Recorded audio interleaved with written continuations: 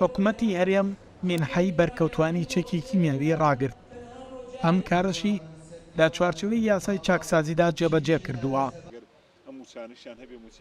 بەڕێوەبەری گشتی کاروباری شەیدانی هەڵەبجە ئەو توێژانە ئاشکرا دەکات کە مینحەکانیان وەک خۆی دەمێنێتەوە. وارسی شەیدی جینۆساید لەگەڵ کچ و کوڕی شەیدی سەنگەر و باوکودایک لەگەڵ وارسی شەیدی هاوڵاتی ئەوش تەنها هاوسەر و باوکودایکی ئەوانی کە لە وارسی شەیدانیشە لەگەڵ زیندانی سیاسی لەگەڵ تاقانەکانە هەموو ئەمانە ئەگەر موچەی بەرکەوتەی بنحەی بەرکەوتێشیان هەبێ گرفتی نیە، بەڵام ناکرێ بەرکەوتەیەک فەرمانبەر بێ موچەی فەرمانبەری یاخود هەر موچێکی کەی حکومی وەرگێت لەگەڵیان منحەی بەرکەوتەکە وەرگری. ئەمە دیارە یاسای چاکسازی ژمارە 2 ساڵی 2020 کە دەستکراوە بە چاکسازی دوو موچە هاوڵاتی ناتوانێت دوو موچە وەرگێ. بڕینی مینحەی بەرکەوتوان کارێکی هەڵەی حکوومەتی هەرێما دەبێت ڕاست بکرێتەوە. ئەمە وتەی سەرۆکی کۆمەڵی قوربانیانی کیمیابەرانی هەڵەبجەیە. ئەو دەڵێ ئەوەی ئێمە چاوەڕێمان دەکرد لە یاسای چاکسازیدا پێچەوانەکەی جێبەجێکرا. ئێمە چاوەڕێمانە کرد لە کاتی ئەم پرۆسی چاکسازی ئەو نەعەدالەتی ڕاست بکرێتەوە، موچەی بریندارەکان و بەدەمەوەبوونیان و چارەسەرکردنەکانیان زیاد بکرێت.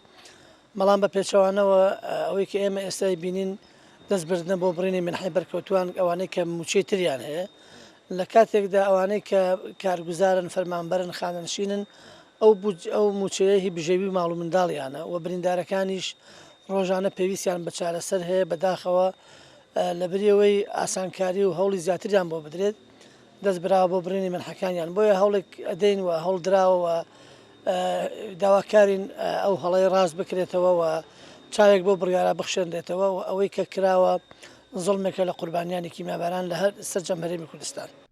لە سنووری بەڕێوەبەرایەتی گشتی شەیدانی هەڵەبجە 157 بەرکەوتەی چەکی کیمیاوی مینحەکانیان ڕاگیراوە کە مانگانە 400,000 دینارە. حکوومەت بە پێی یاسای چاکسازی ڕێنمایی ژمارە 3 لە ساڵی 2021 بە فەرمانی وەزارەتی شەیدان موچەی تەواوی ئەو کەسانەی ڕاگرتووە کە وەک بەرکەوتەی چەکی کیمیاوی وەریان گرتووە تا ئەو کاتەی پێداچوونەوە بە ناوەکانیان دەکرێت. ئەم بڕیارەی حکوومەت نیگەرانی قوربانیترین توێژی هەرێم کە بەرکەوتوانی چەکی کیمیاویە لێکەوتووەتەوە. بڕیاریشە لە ڕۆژانی داهاتوو دش بەم بڕیارە جوڵەی مەدەنی ئەنجام بدرێت. سەڵات جەمیل، کورسات نیوز، هەڵەبجە.